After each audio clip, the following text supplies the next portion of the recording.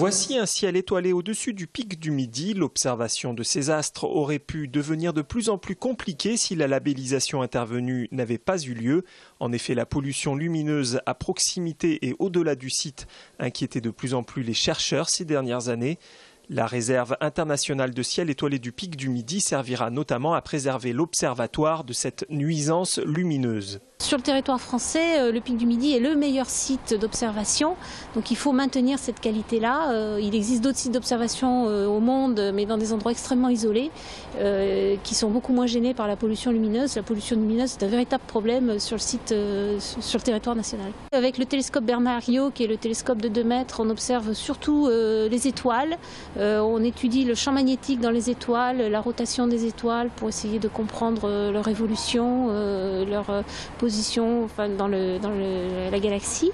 Et puis il y a aussi le télescope de 1 mètre qui est utilisé pour étudier les astéroïdes et tous les petits corps qui se promènent dans le système solaire et dont on cherche à déterminer les trajectoires pour comprendre leur dynamique et puis voir s'il y en a qui passent pas trop près de la Terre quand même. La réserve internationale de ciel étoilé ne concerne pas que le pic du Midi à proprement parler.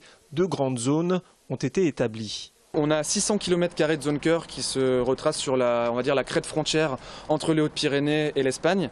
Et autour, on a ce qu'on appelle la zone tampon, qui est composée de 251 communes. C'est donc le territoire qui vit avec les étoiles et qui s'est engagé dans une démarche à différents niveaux d'amélioration des éclairages, de sensibilisation des habitants, des techniciens, des élus. Ce que ça permet, c'est dans un village, on peut être éclairé, mais également retrouver le ciel étoilé, l'environnement nocturne que l'on a. On a 2 tiers de la faune qui est nocturne, qui a besoin de la nuit pour vivre, se reproduire, pour chasser, etc.